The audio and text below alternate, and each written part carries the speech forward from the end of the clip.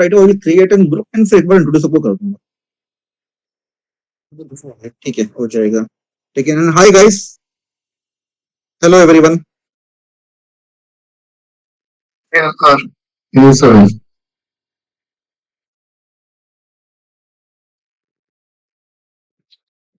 Good evening, Walker. Hi Saurabh, how are you? Hey, Ankur, I'm good, thanks. How are मुझे you? कल तुम्हारे मुझे कुछ डिस्कस करना है, तो I will call you tomorrow. मुझे आपसे और दोनों कहते हैं इससे सोहेल थोड़ा सा डिस्कस करना है, तो what I do, I will try to fix a time, then you mean Saurabh कहते हैं Sohail discuss something. Last time skip हो गया था यार वो।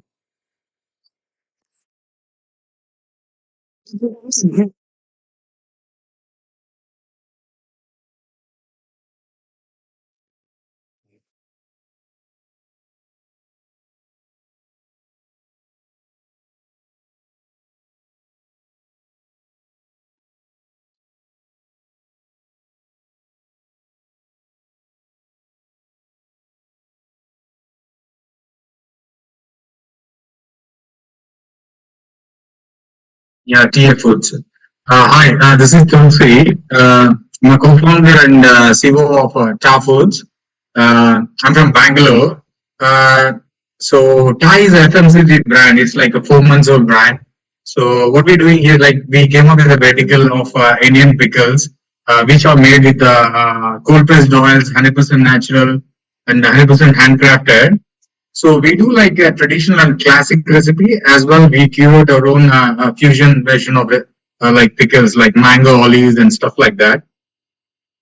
So the vision of the company is like, India is like known to thousands and varieties of pickle.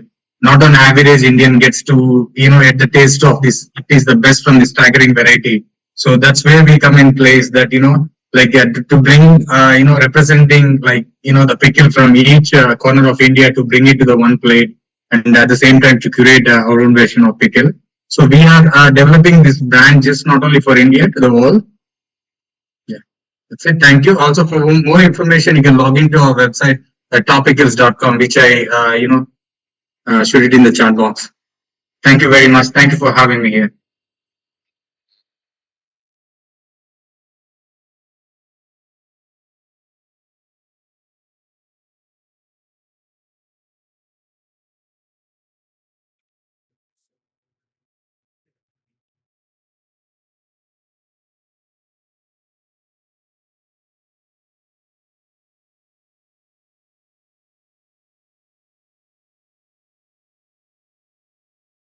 Hi, how are you?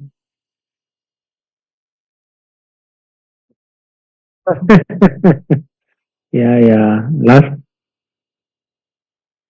time, last time I had to drop off because of another call. Yeah.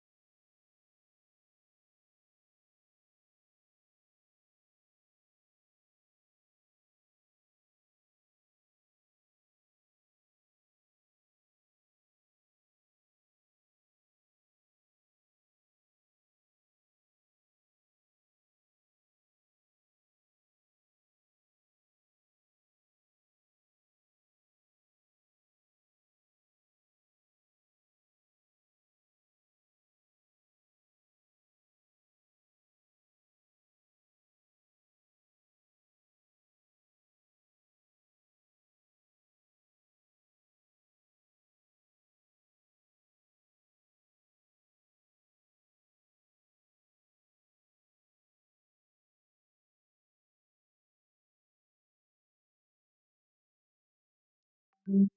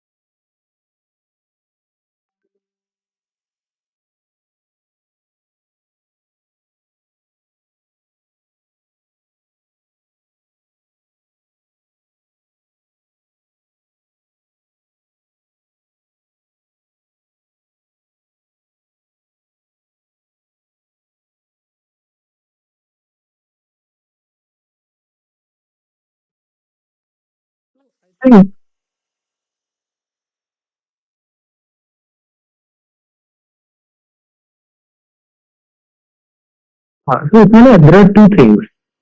First is when you were showing us the deals by city, right? Now, if we apply second level thinking, I would be interested in where are the founders coming from? They may be based out of this city, but most of them are coming from smaller towns, smaller towns, other colleges, moving to metros, getting funded, right? It's like Dhoni getting selected to India cricket team, and now he's based out of whatever Ranchi or Mumbai, right? We can't say that Ranchi or Mumbai is getting that funding, right? He is coming from a much smaller town. Now linking that with the devotional tourism or religious tourism, if you go to India Post website, they have been already shipping this prasad to different pin codes. In India, there are around 21,000 pin codes. So it has been around for the different pin codes. Order from particular temple, wherever you believe in, you could always access that through India Post, right? Now with these new age players coming in, I think this is now getting some traction from the investors, right? Second is if you have to understand how Indians live outside metros, the only time when my family traveled was either for, to my relative's house or to visit a religious place. We didn't have money to sort of go experience things, right? Because we grew up in that generation. So large part of India which lives outside metros and tier one, tier two, still is living a middle income country lifestyle, right? They don't have money to go stay at Leela, Kovalam or go to Andaman or Lakshadweep, which is in fashion, right? So to understand India, this is a fairly decent trend. This will continue to grow. In fact, Prabhu Bhakti, I think Saurabh and me, we had met at MDI event also a couple of months back, and he was trying to pitch to us. And at that time, I had understood that he's also making a lot of money through merchandising, right? So it's not only getting the prasadam and other things. He's selling those printed T-shirts and other things, which are odd. And he has about 10 million followers on Instagram. You check his Instagram handle. I think, yeah, that's what I think. Few million followers. Just check his Instagram. Right. So he has built a community, and that's how they started. Yeah, yeah, yeah, yeah, yeah. Totally, totally. Totally, totally. And this is the till India remains this middle income country till we reach that $10,000 per capita income, you will see this trend where people are going back to their roots, regardless of which faith religion they belong to, because this is how countries grow. And once we reach that income level, then you will have again reversal, right? People worrying about other things. So this is a normal trend. I think this market is huge. There's a lot of things which you can do around merchandising, other things. But India is largely a country of believers. If you travel around India, tomorrow I'm traveling to outside Delhi. So this is normal. We shouldn't be surprised. The only thing is that in VC circles, this may not be very popular, but this is what India wants. This is how India lives. We have to accept the reality. You have to accept people's choices. We can't critique that, right? This is how they are.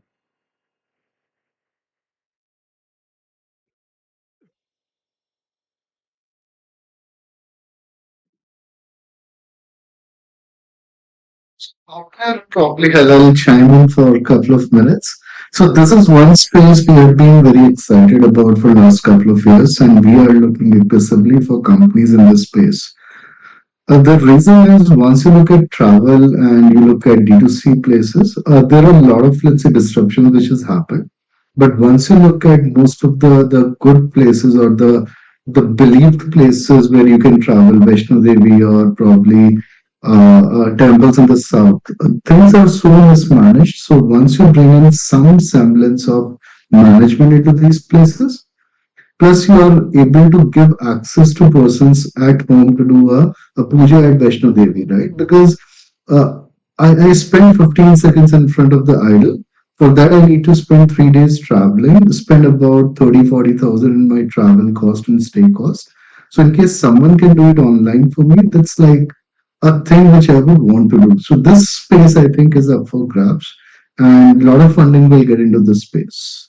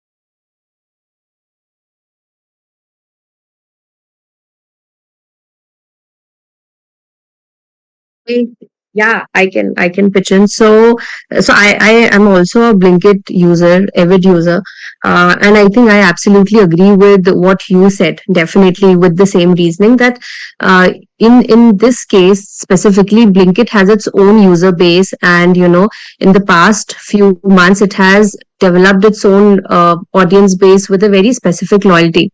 Because of which, I think, had this integration taken place with Zomato, the entire audience base would have been lost, and Zomato would have to do everything from scratch in terms of, even if, let's say, even if they would have kept the branding same, even if everything, the UI, everything would be the same, I think even then, to bring everyone on a different app altogether, it's a very, very big task. It's not easy at all. I'm sure Blinkit would have run millions of campaigns to be able to get that number of app installs, and it's not easy. Even if we see it from a financial point of view, performance marketing and getting all of these app installs, it's not an easy task. So I think definitely Zomato did a good work to leverage what they already had. And I think what you said in terms of Swiggy, it's absolutely different because it started from that point. So I think Zomato kind of leveraged the fact that Blinkit has its own audience and it needs to be kept separate. And I think they found more value in that case. And definitely it seems as better of the two options. Yeah, yeah. I think there's a little bit of a problem with my mic on YouTube. I'm just trying to sort that out. In the meantime, yeah. So, anybody of you who has a take on this? And thanks, Avish, for pointing out that the audio was an issue. Kulmani, Saurabh, what's your take on this? Um, I'm not a power user like you guys. I order maybe once or twice a month. That is, odd hours, probably late in the night or something. Small ticket items, not definitely not regular user. But what is good, I think Blinkit had its own brand also, which is kind of recognizable. So I didn't see, again, the fault, my fault is that it's a public company. I've not read how Zomato is doing overall. So I can't speak from that angle. Uh, um, what will be important for quick delivery, quick commerce players going forward? I think we discussed a couple of episodes ago, we discussed the Zepto deal, right? So I think what I said then is still true in my mind is that they will need to work on backward integration. So quality of material will become important. Now customers don't mind waiting 17 minutes instead of 10 minutes, but they need high quality things, right? So that's where I think Blinkit is slightly better than Swiggy, Instamart, right? Because that's where I compare. Zepto, not so much. I've not used it. But I think if they can operate it separately but do that backward integration really well, I think why not, right? Quality will be important. Got it, got it. Cool.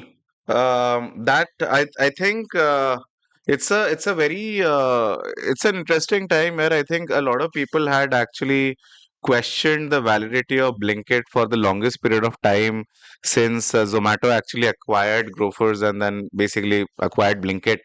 Um, but um, but I believe this whole Blinkit versus Zepto versus the whole Q-commerce game is actually heating up.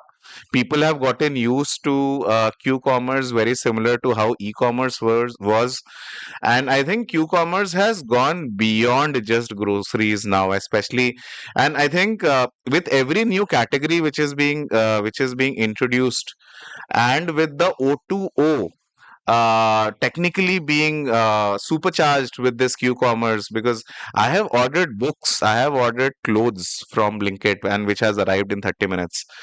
This is something, basically it's slowly going to give competition to even Amazons and Flipkarts if they start introducing more and more categories. Very interesting times indeed.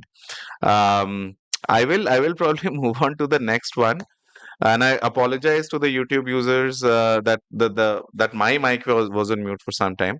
We'll move on to the EV space, right? So one of the first things is is the fact that we already have, I think every episode of the weekly live has basically talked about EV space. There's a new company called Winfast, which is a Vietnamese electric vehicle maker. They have now entered India. They have signed an MOU with the Tamil Nadu government to establish an EV manufacturing plant there. And they're starting off with an initial investment of $500 million. And this basically comes at a time when Tesla is also entering, when Ola is also there, and there's another news in the EV space, and I'll probably cover both of these together, is that Ather Energy has now started cutting their prices. So Ather has cut down its price by around 20 to 30,000 rupees, bringing the price to just to basically make it more competitive with Hero and Ola also being there. So what used to be 1.1 lakh has now come down to 97, and the prices are set to actually go down more. I will want to take a little bit of a feedback from all of you guys on what you guys think the EV market is going to be like.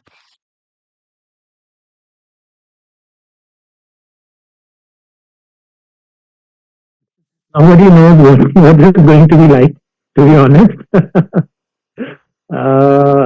On pricing, I think earlier Ola and Ether, there was only 8,000 difference, right? 7, 8,000, if I'm not wrong, right? Now you're saying they've cut down by 20,000. So that's Yeah. interesting. Now their products become competitive. Uh, Tamil Nadu, I think, always has been a good, we have two auto hubs, one in Tamil Nadu and one around Nasik. These are big auto hubs. So that's also, I think they will find a lot of support from local administration. Tamil Nadu is run very efficiently by bureaucrats, right?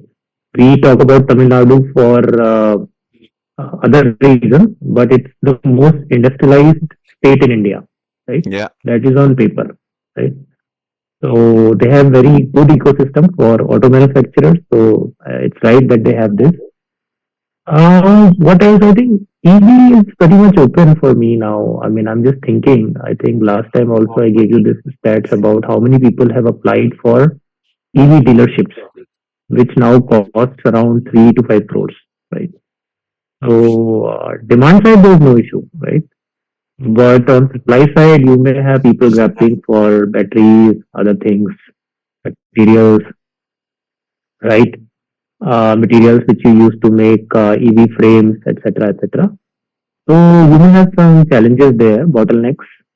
The only thing is this auto, right? We term it as EV, but it's still auto, right? Automobile has a very complex supply chain. Once you go beyond tier one suppliers, you may end up with 30,000 suppliers for a single vehicle, right? Because parts are coming from different. So that way, it's a complex business. Overall market, I don't know what's going to happen.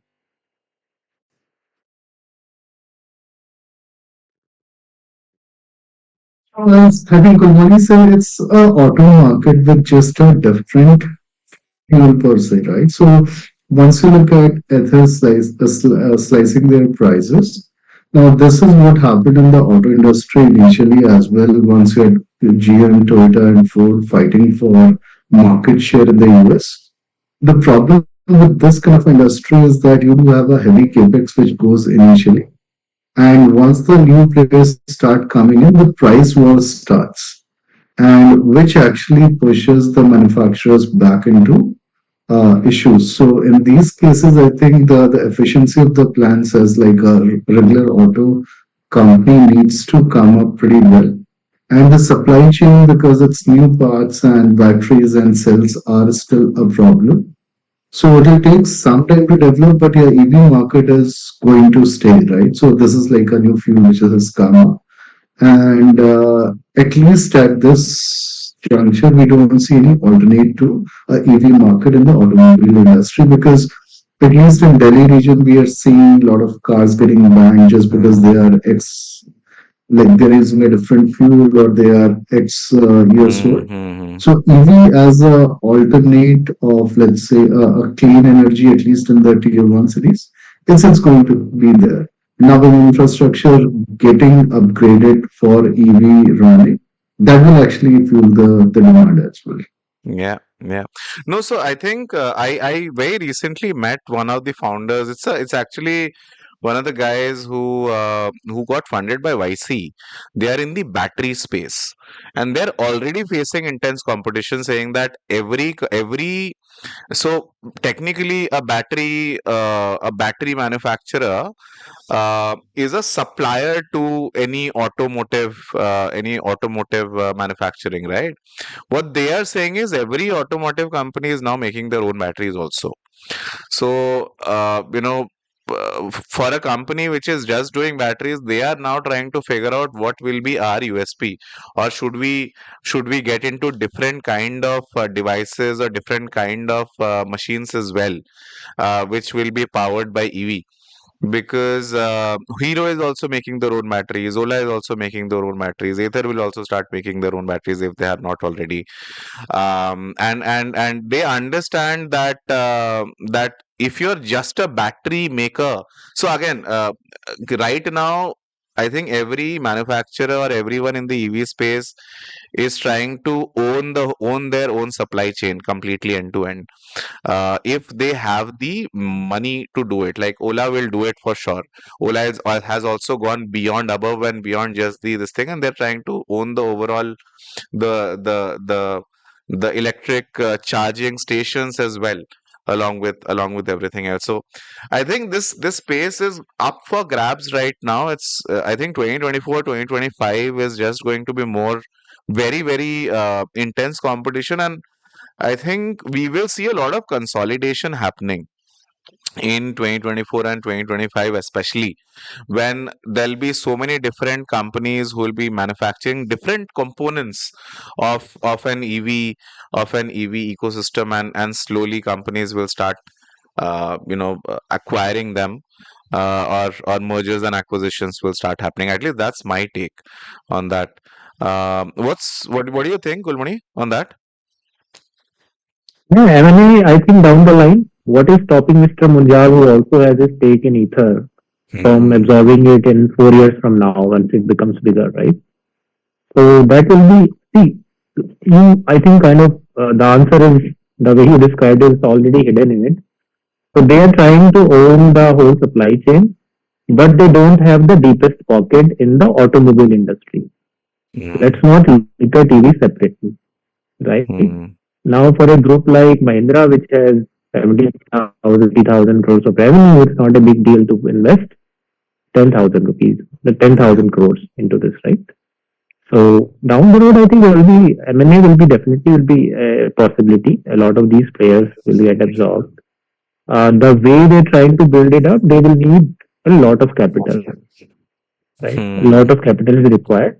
Yeah. Not to mention a large item which is capitalized or expense, depending on the way accounting is done, is the R&D, right? All of them have 1,000 people team which are working on batteries, efficiency, making the body light, etc., etc. So it's a very capex heavy. Plus, you need a lot of money to run this business. Yeah? And the way you are describing that they're cutting prices 20,000 rupees, I don't know how they're going to survive and No, so have that runway. my point is, currently all the players except probably an Ether, which is a new entrant completely. Ola already has deep pockets. Hero already has deep pockets. There are a lot of auto company already have deep pockets. So whatever investments are required in the EV space, these people have the money, and that is actually going to be a barrier to entry for a lot of smaller starters which are going to come into the EV space, because then these people will just eat them up. Yeah. You can't compare Ola with Hero though. हाँ, मतलब you get my point. Yeah, yeah. I always tell people that the deepest pockets are not with VCs and PEs, Yeah. right? Who has the deepest pockets is the banks. And banks lend against cash flow and revenue. So you need to have sizable revenue to go into the sea and get access to that capital. Yeah. Yeah. Okay, moving on. So I think EV, as usual, we have had our weekly discussion on the EV ecosystem, and I'm sure that next week we'll have another news. There's actually another news around the Ola Electric IPO also, but that is something which I kind of left out here. But we'll probably come back to that. We did discuss the Ola IPO last time, so that's why I just left that bit out. Okay. Moving on to the next one. So this is again an interesting one. I think Byju's post Byju's Atomberg Tech is going to be the BCCI's official partner for 2024 to 2026 cricket season. Interestingly, beverage brand Campa is also the other official partner for BCCI. For all of you guys who don't know about Campa, Campa used to be one of the oldest Indian beverage brand before the Pepsis and the Coca-Colas in the 80s. For all of the guys who are 80s kids would know probably a Gold Spot or and a Campa Cola. So yeah, Campa is back. I think this is backed by Geo, right? Kulmani Saurabh sir, correct me if I'm wrong, but I think Campa is a brand which is now owned by Geo. So they are making a comeback.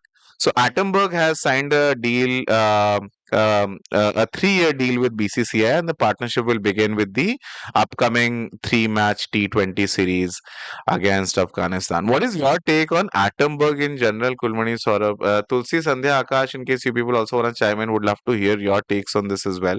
Because I think Attenberg has done really well in the past. 2022 2023 has been especially good for Attenberg.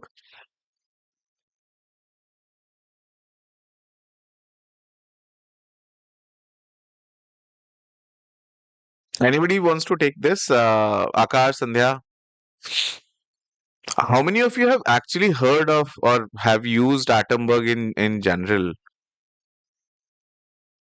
I have used it. I think one thing what you mentioned, yeah, Geo has bought actually the brand of Camper, and Yeah. they are the sole distributor. For Atomberg, yes, I have used that. I have used Atomberg, and it is actually like really nice. But maybe the price point is slightly more like tier one. But yeah, I mean, like taste wise, it's quite good. Mm. Cool. So this is again, I think BCCI has become like a distribution vehicle for all the upcoming brands. It's like what they say, right? So whenever somebody picks up money from an investor, 80% of the money basically goes to a Facebook and a Google. So it's like taking money from VCs and giving it to Facebook and Google. I think similar stuff. All the branding money, all the bigger companies which basically grow above and beyond, they basically start giving money to BCCI for distribution. But that also kind of it's also a signaling mechanism the way I look at it for smaller brands that hey, now we are in the big leagues, now that we are sponsoring BCCI matches. Plus, of course, it gives them a mass reach for sure. Cool. Moving on.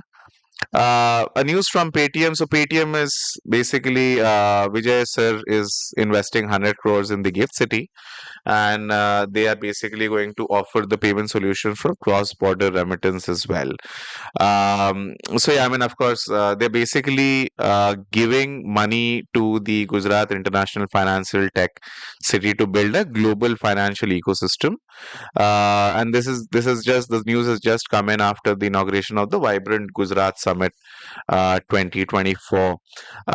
What is your take for? I think Akash, you can also Akash Sandhya, both of you guys represent parts of the finance sector. What's your take on the gift city concept which is coming in? I think to start with, it's a super amazing concept. You know, the way we are kind of bringing everything in the country. So I think the way things are panning out, I think definitely from a financial point of view, on a macro level for the country, I think it's going to be super awesome. The way we are seeing news coming in, let's say we know that alcohol is not as prevalent in Gujarat, but specifically in the Gift City area, they've made it open for licensing for the bars and restaurants. So keeping very nuances in detail, and keeping all of that in track, I think overall it's going to be really good. I think maybe in the next, let's say, if not couple of years, next 4 5 years at least, we will start seeing the ripple effect of Gift City, and I think that's why now that Paytm has also invested in it, the overall infrastructure step by step, I think it's going to be really awesome, especially for international investors who are looking to invest here, for bigger manufacturers who are looking forward to setting up their manufacturing offices, plants, whatever. So I think India, we know that it is going to be extremely big economy the way it's scaling in the last 1 decade at least, but I think so much more to be done, and this Gift City is one of the crucial steps towards becoming a more global leader than what we already are right now. Got it. Akash, what's your take on the Gift City concept? Yeah, I think what is mentioned is quite apt. It's quite important actually, because if basically all the place actually comes under the same roof, right? It makes things very easy, especially for outside guys to actually work in India. And if you see lately, like if you see in artificial intelligence as well, most of the big companies which are outside, they are opening their COE in like inside India, right? Mm, So, and the reason for that is that because the tech guys, especially in AI, is quite basically good in India. I think this is a very similar step here, which basically proves that for any financial institution or any institution who wants to work in India, right, they can do like most things under one roof, right? It makes things very easy for them to come to yeah, India. yeah. So, so, So, so sorry. yeah, So, Saurabh, I sorry. do have a query Please, out please. there. So, actually, I sometimes struggle to figure out why do we need a gift city. Yeah, I was also coming to that point. But please, go on.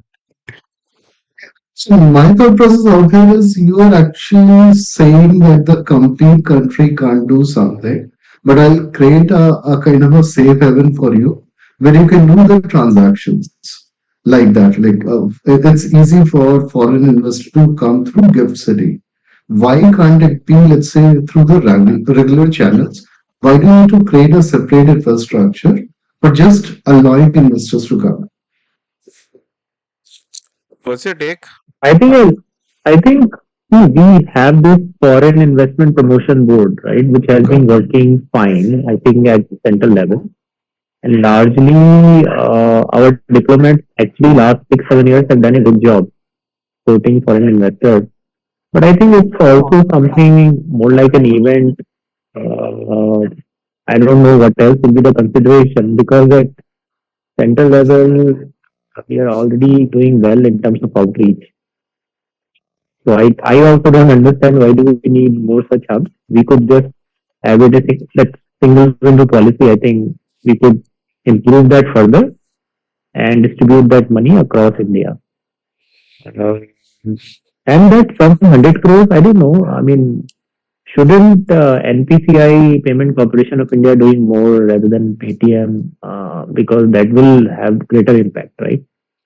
I think he bought the house. I think VSS bought house around 100 crores in 2017 in Lutyens. I remember around June 2017 he bought a house for 82 crores. Yeah. And so I don't know if this 100 crores is even impactful or something. It's just a good gesture from Vijay's side, I think. One to stake claim that hey, we are also in. Uh, we are also along with the vision that the government has.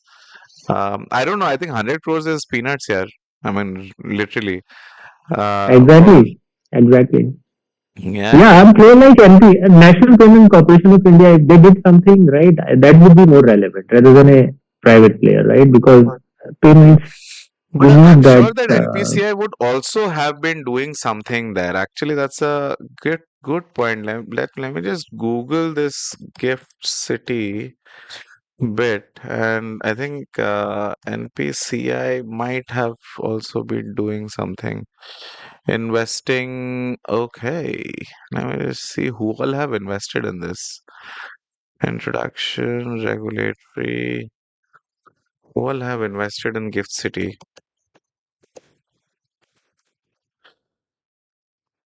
अरे तो LinkedIn पे जा रहा है. चलो ये एक बार देख लेंगे हम लोग. If we have But time later there on. is some difference. There is some difference in terms of how investments can flow in and out of India through Yeah. the regular channels at Gift City. Because one of the investor I was speaking to a couple of weeks ago, he clearly specified that we can make the investment only if the entity is located in Gift City. So I have to understand the technical. But the investor was based out of Singapore, and he clearly said that we can only do transactions if you are based out of Gift City. So there is Yeah. some bit to it which I have not done my homework actually. So minimum investment is 1 crore. Okay, so Vijay Shekhar Sharma has just put in 1 crore as we pointed out as a goodwill gesture, I guess. So the minimum investment is 150,000, 150K, and should be within the annual LRS limits. In terms of retail resident individuals, considering the minimum entry points, mutual funds might still be the best. However, individuals who deploy 150K have a great opportunity to invest in a vehicle that has a better taxation than if the money is invested through brokers registered outside the gift. I think it's a tax game, yeah. Then they'll get tax benefits.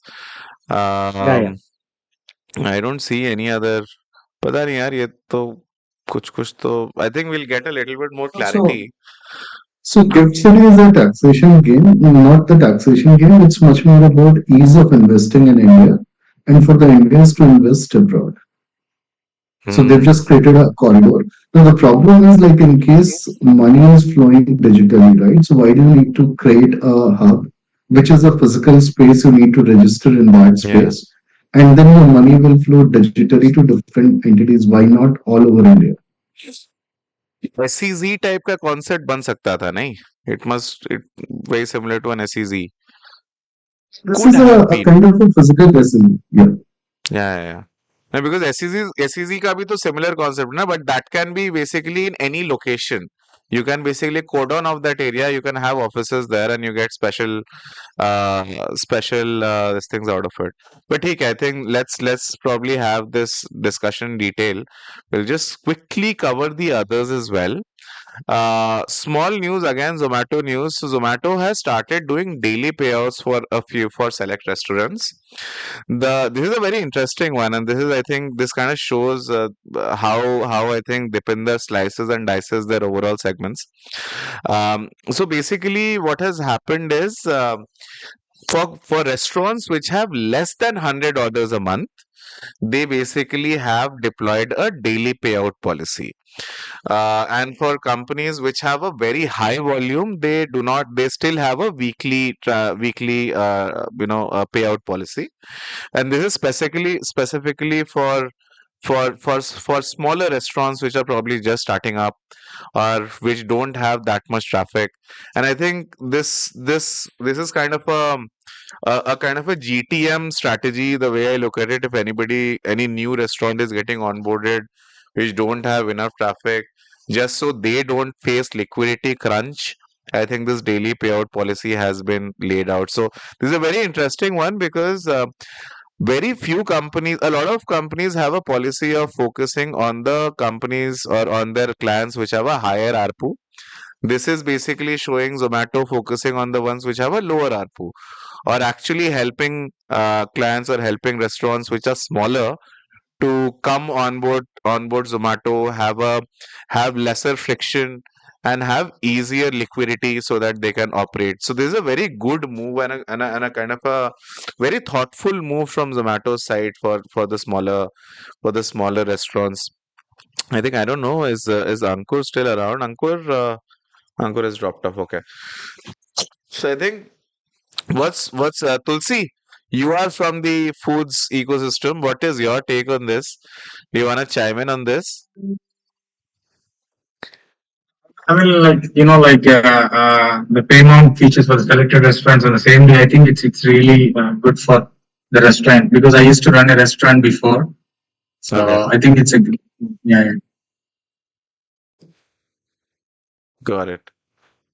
Cool. Thanks, Tulsi, for that small bit. But I don't think this has a lot to do with their overall strategy. But I think it's just about covering all bases, covering even the making sure that even the smaller restaurants stick around for Zomato. Will this also be a differentiator when it comes to Swiggy versus Zomato? What do you guys think, Saurabh, Kulmani, around this?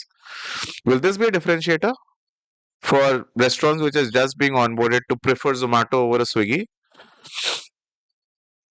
Yeah, this could be actually, I think, a differentiator because for the smaller restaurants, it makes a difference. But I'm just looking at the numbers, right? It says we receive up to 100 orders a month. We're talking about three orders a day, roughly, which is about what, 1,000, 1,200 rupees a day. Yeah. And someone running a restaurant, I don't know if this moves the needle. Hmm. So that's what I'm saying. This is for probably extremely small restaurants, which are, I think, is this a sign that Zomato wants as many restaurants as possible to start listing on Zomato? Because probably these kind of restaurants will not get listings on Swiggy also, because they are very small restaurants, right? 2 to 3 orders a day is not even a restaurant. It's like a home chef kind of a thing. This is two or three orders through Zomato. ये बात भी सही है, ये बात भी सही है. No, Hmm. but I feel right, like what I've seen, right, what Zomato has done in the past as well, right? These kind of differentiating features, they always start with a small base, right? So they can't start with a bigger base, right? Because you know, right, basically B2B also, right? The money which reaches Zomato's bank, it also takes time, right, for them to reconcile and make sure that everything is fine. So to pay this money, right, to all the customers, I mean, in terms of managing the money is not basically it's not that easy. So of course they'll start with a small base, but I'm sure once they actually build the backend to support this, then they can of course build make it for a bigger uh, yeah bigger Hmm. customers. Yeah. Just to add on, I think this could possibly also be a strategy to tap them very early on in the business, so that later on, once they grow, by that time they would already be loyal to Zomato. So maybe they don't go to Swiggy. Maybe a lot of restaurants anyways are on Swiggy and Zomato both, but at least they would have built that loyalty in the next 3 to 4 years while they're scaling and getting a bit bigger. इनका मेरे ख्याल से exclusivity का कोई फंडा नहीं होता ना. There's no exclusivity. I mean, Zomato can't tell a restaurant that, hey, you can't list on any other platform. That doesn't happen, right? That's not something which they can do, right? Yeah, not right now. It I used to think as happen of now, actually. there's no exclusivity. Yeah, we do Yeah, see yeah. restaurants on both Exclusive the products platforms. as well. Yeah, Pardon it me? used to happen a lot. Yeah, It used to happen a lot, not lately, but then what they do is that when they sign that contract, right, the the percentage commission what they charge is slightly lower, but they offer this contract only to those businesses who have a very high volume in terms of the orders. Hmm. But it used to happen a lot, not like not now, but yeah, Hmm. sometime back it was very common. I have one question. Have you guys ever, ordered from Swiggy and received the food with Zomato Yeah, yeah. shipping? It This is happens with me all the time, God. and Yeah, yeah. I always wonder, like I ordered from Swiggy, but why do you have Zomato tape on the food? I'm Tulsi, always curious. Tulsi बताएगा, but I think it's No, basically. we also see these Zomato guys with Zomato's helmet, Swiggy's, bag kind of thing where they keep food. So it's a mixed branding in just one two wheeler. That's for sure. Yeah, Yeah, Like yeah. prior opening to the restaurant, 3 days I went as a Zomato boy and it's tried to deliver, like I myself, rolled up in the Zomato app and tried to do it. And it's a pretty challenging and interesting. And now the thing that, the mostly the smaller restaurants, like you're really passionate about food, you want to start up a restaurant and, maybe they'll have these financial issues. Maybe this will help them to, motivate them to, like run their restaurants efficiently. Maybe it could help them. Maybe I really don't know. Maybe it could be the reason, one of the reasons. Yeah, yeah. So usually the tape thing is basically all these companies, Swiggy's and Zomatos, they basically give these for the restaurants to use it as packaging material, and whenever there is packaging material right in front of them, they just put it and give. There is no, I mean, of course, there's no checks and balances there that Zomato will get Mm, Zomato, or Zomato person cannot say that, hey, I'll not take this because you have taped it in a Swiggy ka thing. So it's just a restaurant just using whatever is there handy and then putting it. yeah. But The yeah, I other think, reason they yeah, go on, sorry. no. It's a great tactic. I think the other reason they can't do it at scale because from cash flow statement and cash conversion cycle angle, I don't know how will it impact if they did it for larger restaurants. I will have to understand that little bit, Yeah, but yeah. I'm sure they're managing that by delaying this payment, right? हाँ हाँ मतलब मेरे को तो ये लग रहा है I don't know whether it's I the way I look at it, I think this is just helping smaller businesses to come online and stay there and probably get easier, making their onboarding a little bit easier than the others, the way I look at it. Um, but I think let's just move on because I think we're moving. Sure, we are becoming a little bit short of time. So, Fino Payments Bank has seeked an SFB license from RBI after the board's agreement. So this is again, they basically Fino's board has approved for the application. Fino has around 600 CR of net worth. Minimum capital requirement of for small payment bank is 200 CR at present, and the company in 1920 had turned profitable. How many of you? I mean, what's your take on Fino Payments? I think Fino has been around for some time, slowly working under the radar, but they've done well. Nahi? Akash, you have any take on Fino? See, as the see, since last 2 years, right, all the small finance banks are doing well, right? It's just because of the how the GDP and the economy is going, right? When the cycle actually turns, right, most of these small finance banks they will work, right? But when the cycle is down, I'm sure these are the first like banks who will go down. So the NPS will grow at a very fast rate. So I mean, it's just basically cycle. So that is why most of the, if you see, right, most of the fintechs are going for IPO right now because they know that the cycle is the best right now. And I mean, my expectation, I think usually when there is a good cycle, right, it stays for 4 years. So I think 2 years is past. I think like 2 more years. So I think at the end of 2025, I think we should see something. And at that time, most of the small finance banks are going to be the first, which is going to hit You're because it is saying not that secured this is a lending. cycle, huh? Yeah, most fintechs work in cycles, right? It's the game because they don't have secured assets, right? Big banks they have like most of their loans are on the secured asset, but small finance bank, I think only the top two like small finance banks are have a major portion in secured. Like one is Equitas, right? Where I think they have around 75% of the asset which is secured. But most of these small finance bank they will just like it's just a personal loan, right? So very hard to get the money in the wet cycle.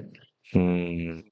Hmm. Hmm. Hmm. But this Akash, one question: the tier one capital requirement is same for new payment banks and existing banks, right? Or is it different? Yeah.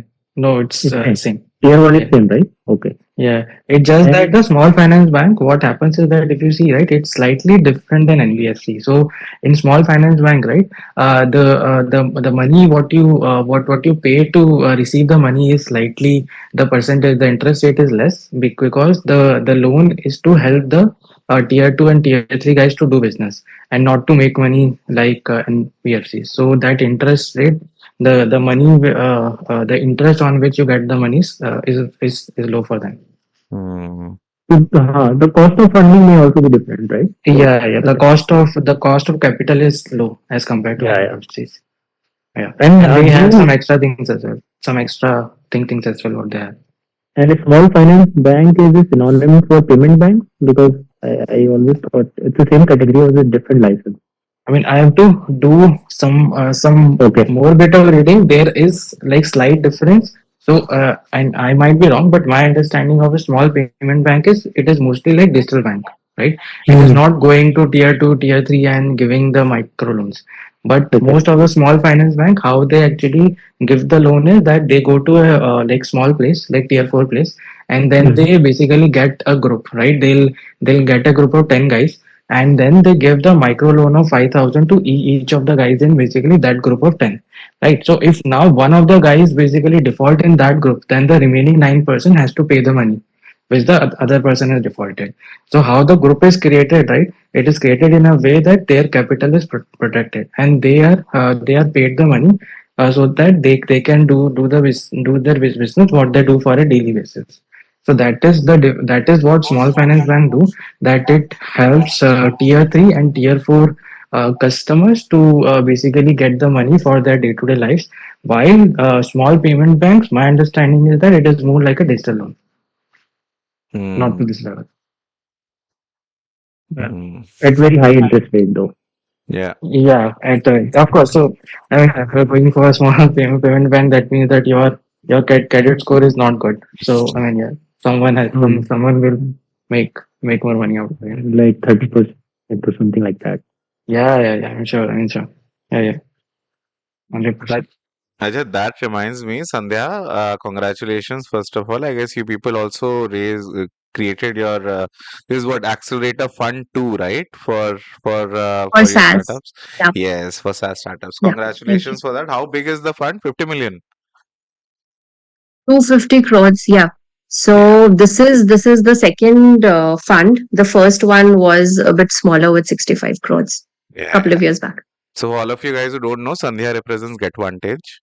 GetVantage where just closed their access SaaS Accelerator 2 fund of 50 million, 250 CR.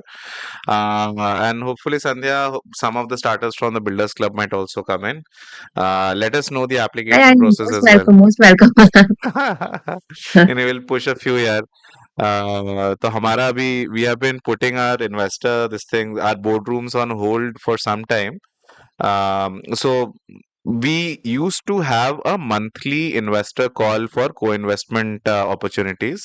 We are changing that. We're Mm. tweaking the model a little bit, wherein we are now going to showcase 2 to 3 startups a month also in front of investors directly, giving them 15-minute slots. So I think we are planning to do domain specific ones. So we'll keep you guys updated on that.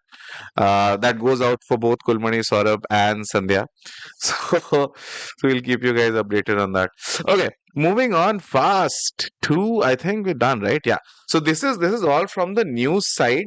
Any news that you people want us, you think we didn't cover and which we should have? Anything from you guys side? Trupti, Akash, Sandhya, Kulmani, Saurabh. कोई ऐसा news है जो हम miss out कर गए जो आपको लगता है हमें करना चाहिए था cover? I think Tuesday is interesting.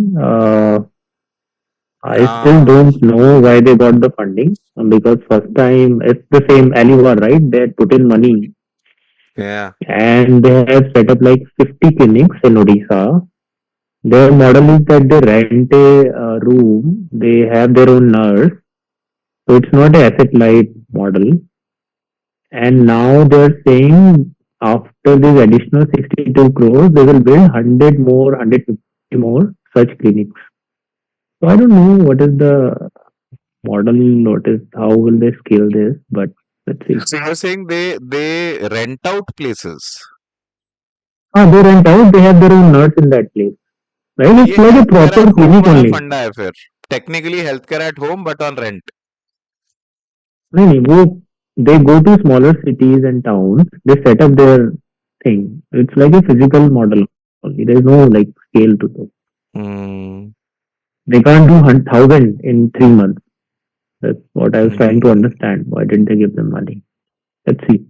Interesting. This is an It interesting may because be it may be the case of throwing good money after bad. I don't know because it's the same investor which invested last time, Alivar.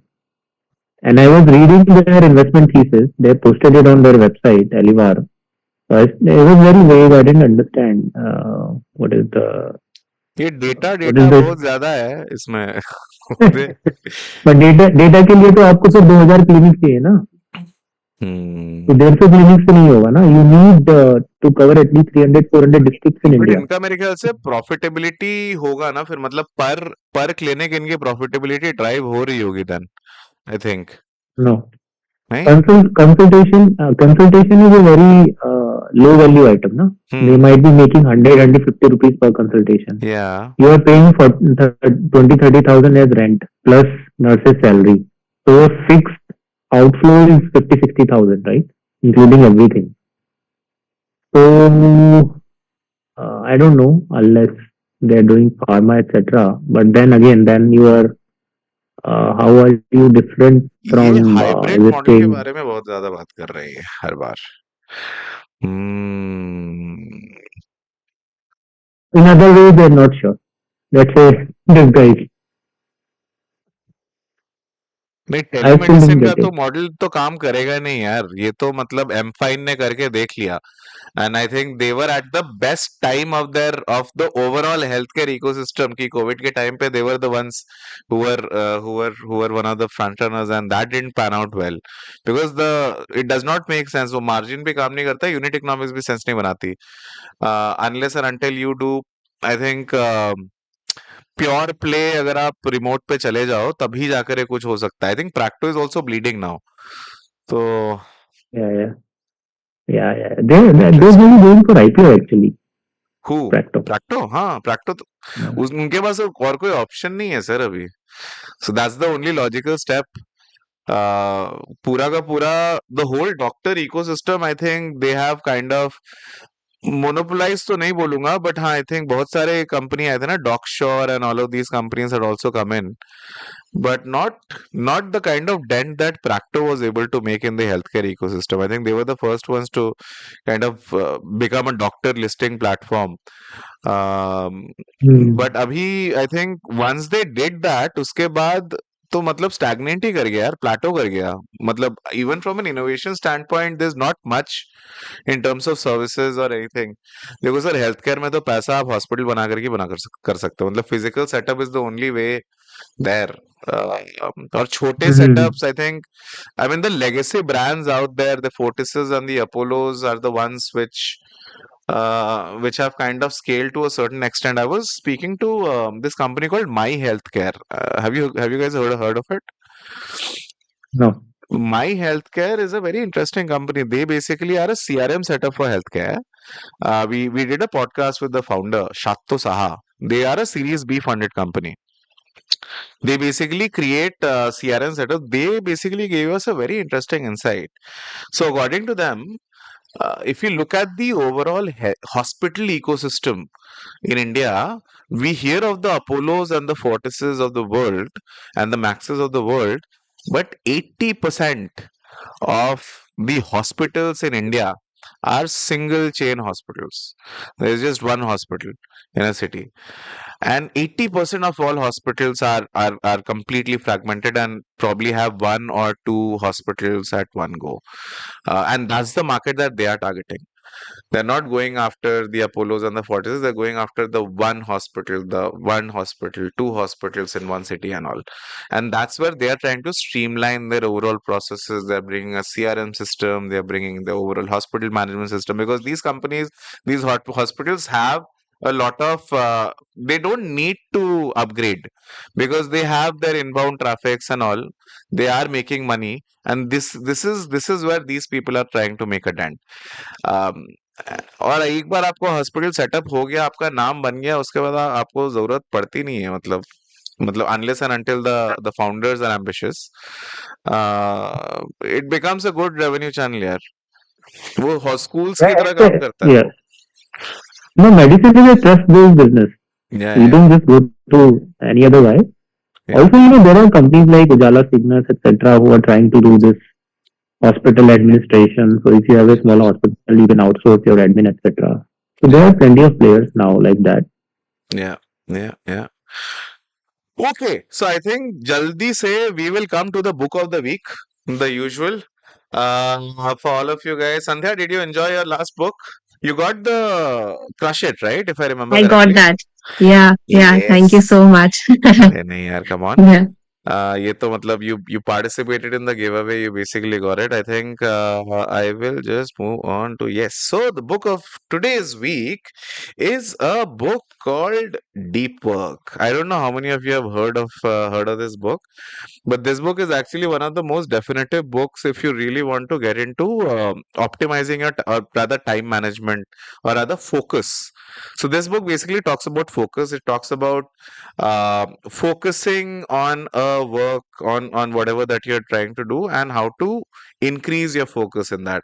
Very interesting book. This book is written by a guy called Cal Newport, and this is supposed to be one of the best books when it comes to time management and when it comes to getting work done in a focused manner, right? So Cal Newport basically talks about the role of deliberate practice in developing expertise. So what Newport suggests that deep work is essential for achieving high levels of skills and productivity in any field, right? So the book basically talks about four disciplines.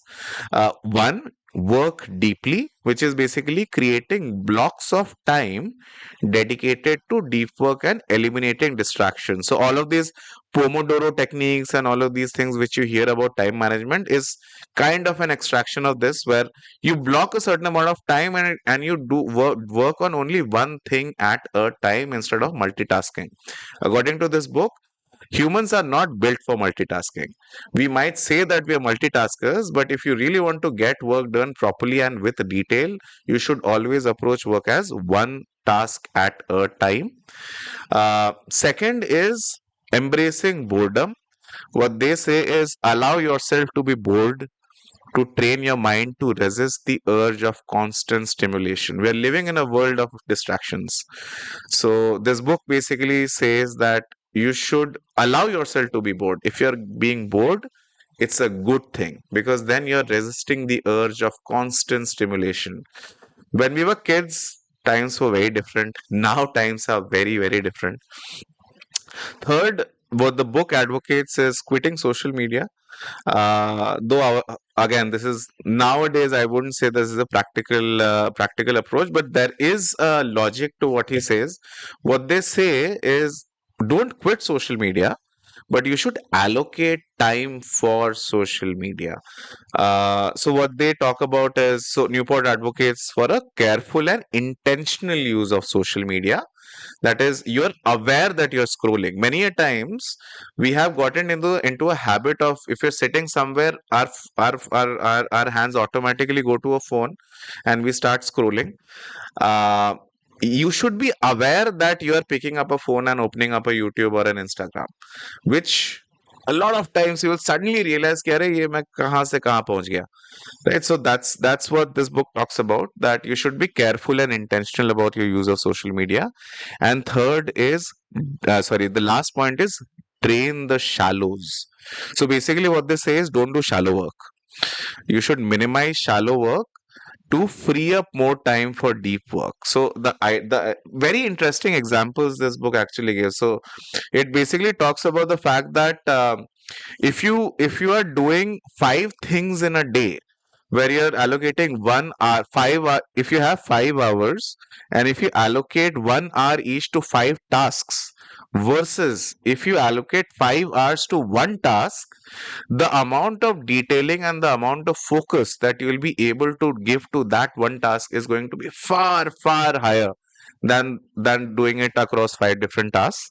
It's a very simple funda. It's basically context. You'll reduce your context switching, right? So if you give an exam for 3 hours, the first 1 hour your mind is getting acclimatized to the fact that you're actually given an exam. The next 2 hours is when you actually completely get into the mindset that you're actually working on it. Currently, because of the volume of work that we have, we are not really able to do deep work. We're not able to completely drain ourselves or completely give ourselves to one task. So this book basically says that whenever you have time, whenever you're fixing up time try to give more amount of time to one task instead of instead of doing five things in one day, do one thing one day. The book also talks about rituals and routines, the importance of rituals and routines to create a structured approach to deep work. It talks about attention residue, which is basically context switching. So whenever, let's say, Saurabh gets on a call with one startup, and just after, just the moment he ends up one call, and he has probably had a very bad discussion with this guy, the next call, if he immediately jumps into the next call, the aftertaste of the bad aftertaste of this first call will actually affect the discussion the second call as well, right? So whenever even if there is a brief interruption, it can have a lingering negative impact on cognitive performance. So minimize task switching is crucial for maintaining deep work. um, Overall, I think deep work encourages readers to reevaluate their approach to work, focus on meaningful, cognitively demanding tasks, and intentionally designing their work habits to promote deep, concentrated effort. Again, the book basically does not tell you that whatever it does not tell you whether the work that you're doing is high effort, low effort, or it's important, not important. What this book basically tells you is whatever you do, you basically should try and be more focused, and basically gives you different frameworks on how to design your work habits. Overall, a very interesting read for all of you guys who haven't read it. If you can see, I still have I have my markers. I usually make a lot of notes whenever I read my books. But this book I've read like 2 to 3 times. Still trying to imbibe a lot of things, because as uh, you know, if you don't revise, you usually tend to forget. So this book is today's week book of the week. In case you people want to get hold of this one book, we're giving away 2 copies of this book. Again, it's a very simple task. Um, all you need to do is like our YouTube channel and leave a comment on our YouTube channel, or on Twitter or on LinkedIn. Just drop your feedback of the show that you have seen today or you have been a part of. Give us a little bit of feedback and tell people about this show. That's all we need from your side. A post on social media, a like on YouTube on our YouTube channel, and a subscription and a comment. We're giving away 2 copies, so in case you people are interested, you people can just tag the Builders Club on social media, tell us how you like the show, and give us feedbacks and honest opinions about what you feel about this book. In case Sandhya, you want to participate, you can do that again as well. Saurabh sir, I think last week's book is something which you will give it out to you, but Akash, Tulsi, Kulmani, anybody of you want this one, then this one is up for grabs. I think I have this one. I have this one. you have this one. Same. I had this one. Yeah, I have this one. I also read this book. Very, very good book. Yeah. So there is one more book by the same author. Its name is So Good They Can't Ignore You. Yes. You should read that book as well. These 2 books are just mind blowing. Very good books. Yeah, yeah. So he has written another book called I think this one is on social media. I've forgotten the name of the book. So he's written 2 to 3 some really good insights and nuggets of wisdom. Okay, so I think you people have already talked about it, but which are the other books any other book that you people would want to recommend to the people? Kulmani, Akash. Yeah. So there is a book called Short History of Financial Euphoria, Okay. which is written by US ex-US diplomat called John Kenneth Galbraith. It's a 120 page book, and it basically talks about all the bubbles in the financial history. So the tulip bubble in the Dutch time and the other bubbles. And it has many one-liners First bubble which ever, are the tulip bubble. first bubble ever, and it has many one-liners, which are memorable, right? Yeah, the brevity of financial memory and other one-liners which are just awesome. So anybody who's trying to probably learn about finance, It's a good book. You can read it in 1 hour. It's a very. I will drop the line or link also in the chat box. Yeah. So Suhail, maybe you can show it also. Maybe Yeah. I people will. want to read it. Akash, Yeah. you have already recommended one. So good they can't ignore you, right? Yes. Yeah, that's a very good book by the same author. Yeah.